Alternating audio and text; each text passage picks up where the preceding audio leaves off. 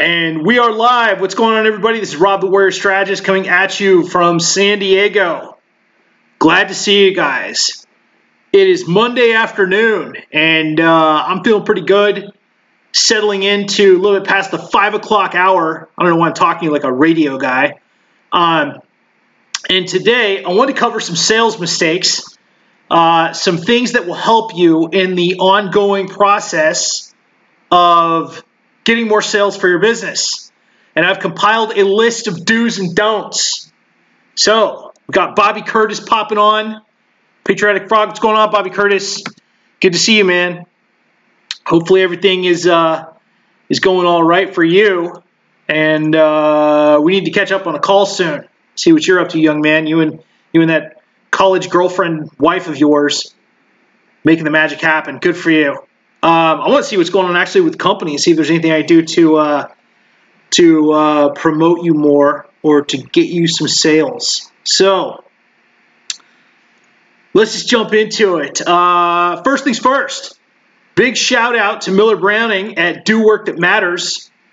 If you don't know Miller, he is a very talented young man that supports LEOs and military, has an amazing clothing company, and maybe this amazing hooded sweatshirt.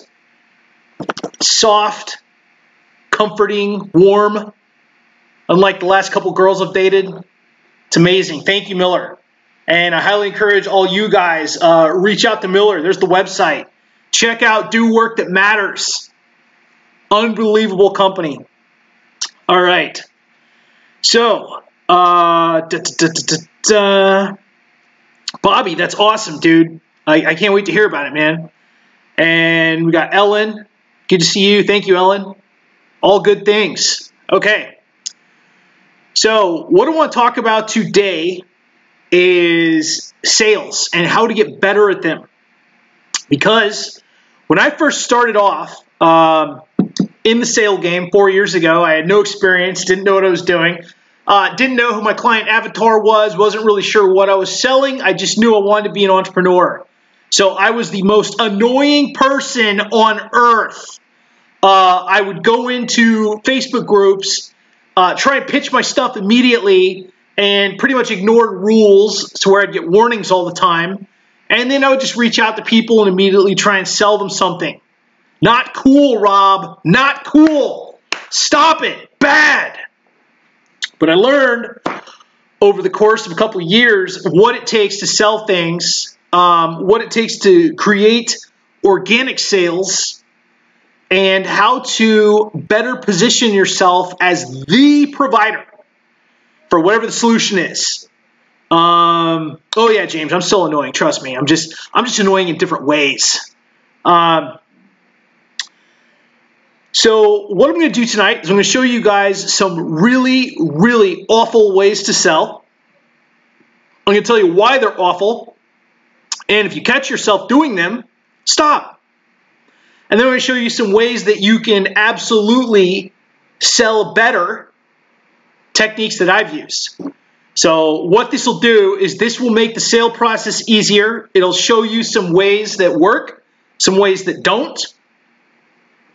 And I might even catch you doing something that will make you kind of rethink your techniques. And it's perfectly okay. If you catch yourself on my do not do this list, it's okay to just back away from it and not do it anymore. Okay? I want you guys selling ethically. I want you guys selling profusely and solving problems. What's up, Jesse Miller? Good to see you, man. Hope everything's going well for you, kind sir. All right.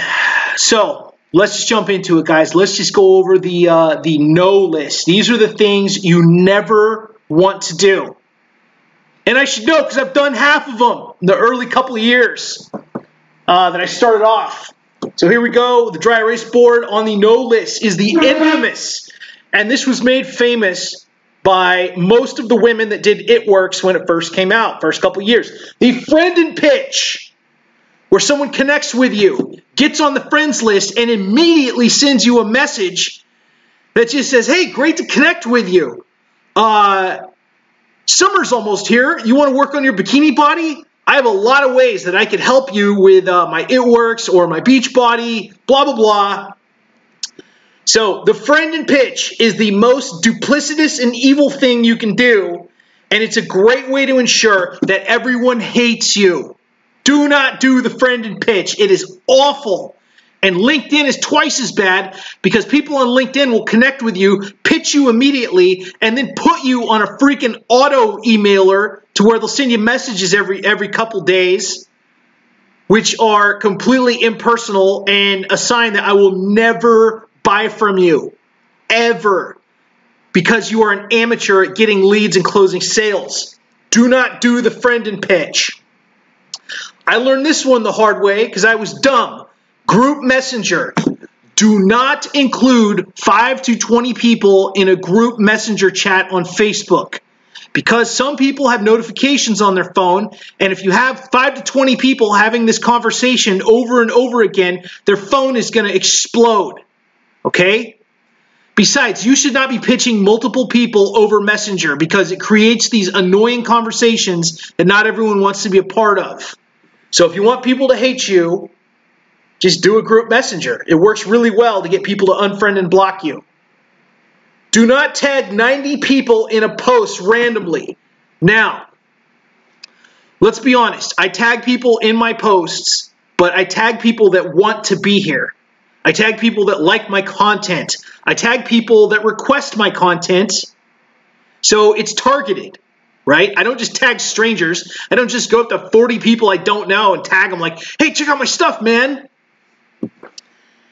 Tagging a bunch of people in a post, first of all, don't do it if you're going to sell to them, okay?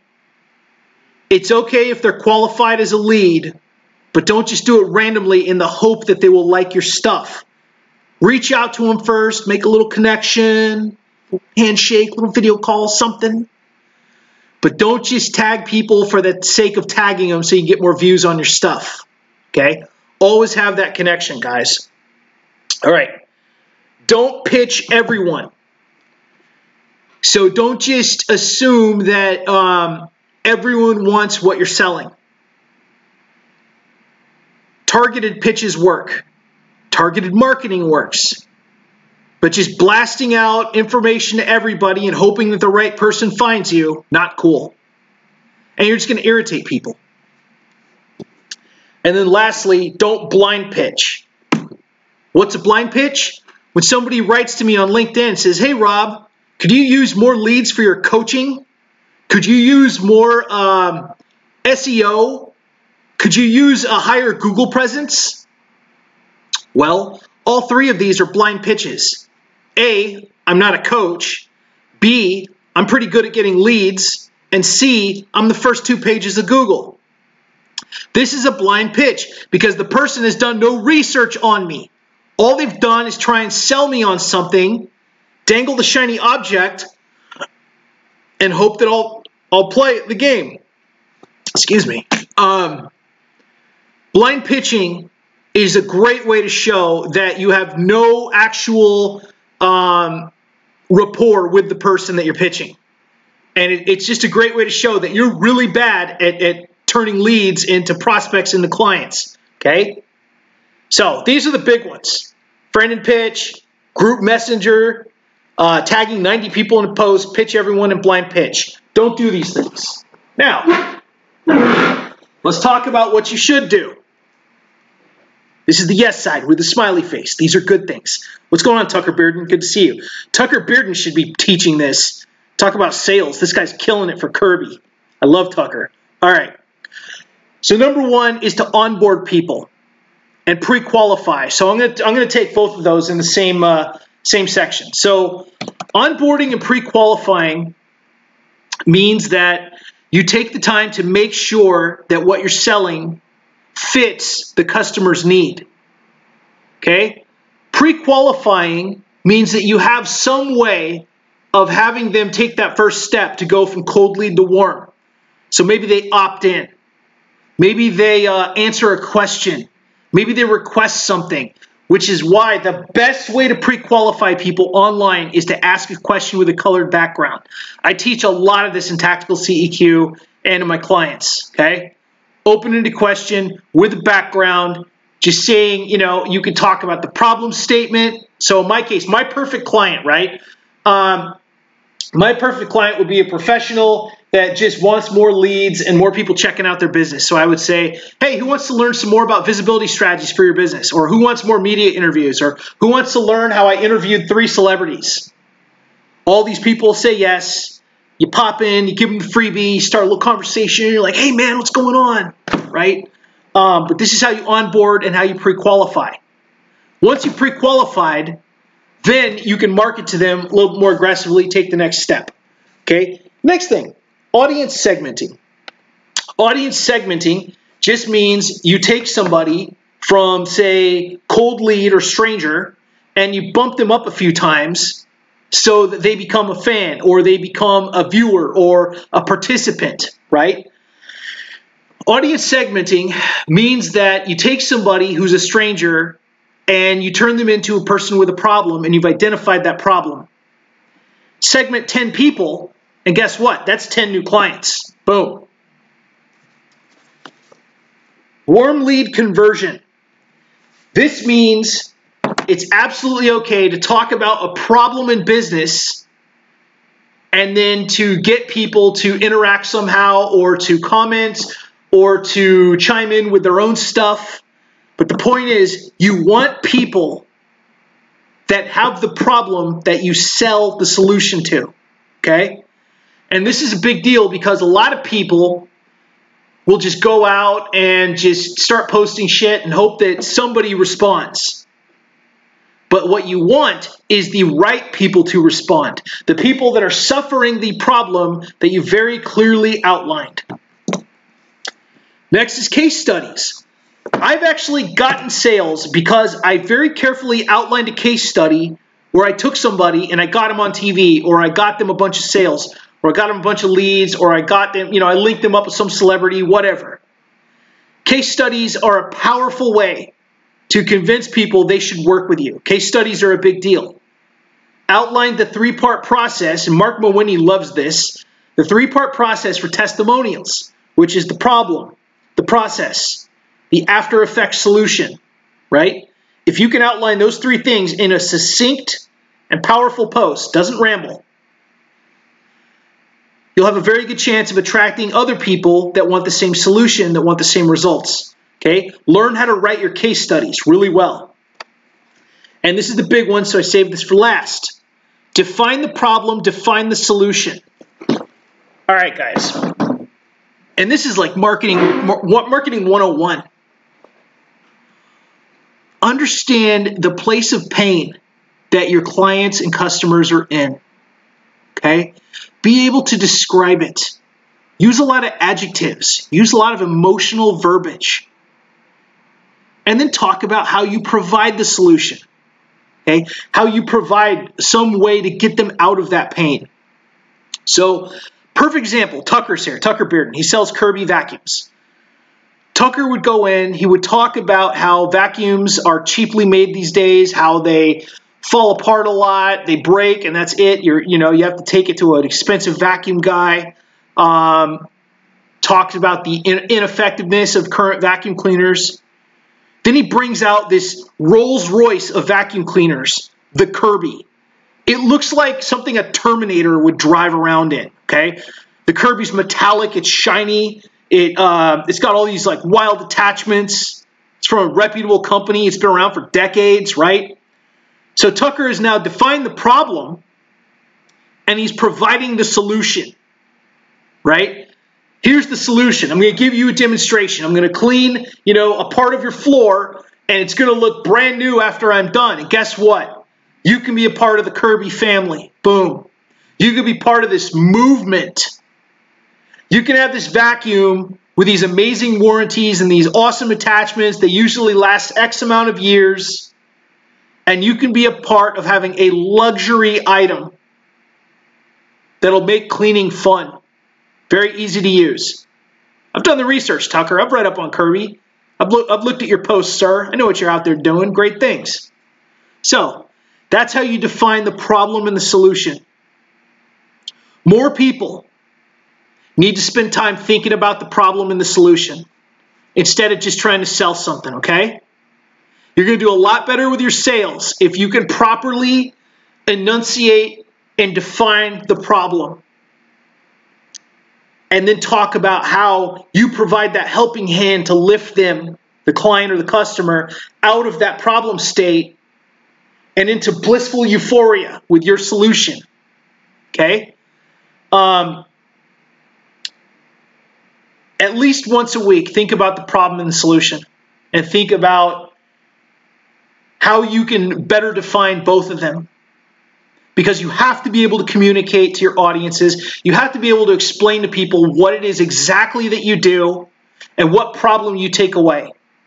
I had a really good phone call today with a prospective client, and it lasted like 30 minutes.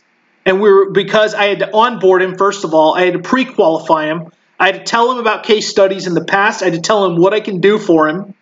And then I had to define the problem in his eyes, what his problem was, and then what solution he would find optimally. So we're going to have another call on Thursday.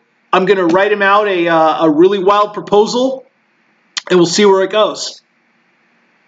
But these are the ways that you can get more sales, is to understand the techniques that are hated and understand the techniques that get people to say yes and be happy about it. Tucker says, corner the market. Once your product's the only thing that makes sense, you won't be able to say no. I love it. You're absolutely right, Tucker. If you guys don't know Tucker Bearden, I want you to reach out to him, throw him a friend request. I've met him once in person. I was lucky enough to meet him. We had a great lunch. Tucker's a very, very good speaker. He's an entrepreneur in his heart and soul, and he's one of the most inspiring people I've ever met. He's a good dude. He's a bro. He's very generous. And he just got in a relationship with a nice young woman, too. Tucker's got it going on. Happy for him. All right. So with that, I'm going to wrap this up, guys. If you have any further questions, feel free to reach out to me. Sales are tricky. And not going to lie. They are an art. It takes some practice, but you can get better at them. So with that, we'll sign off. As always, the Experts Lounge with Rob the Warrior Strategist is brought to you by Shift Advanced Life Design. Check out your free copy of Shift today. Read about the newest business strategies, events, podcasts, fun things, and enjoy something I really put a lot of heart and soul into. All right, guys, thank you so much for checking this out. Reach out to me if you got any questions about visibility, growth, social media, media strategies, whatever. I am your strategist. I will make the magic happen. All right, guys. Have a good Monday night. This is Rob the Warrior Strategist signing off. Good evening. All right, dude.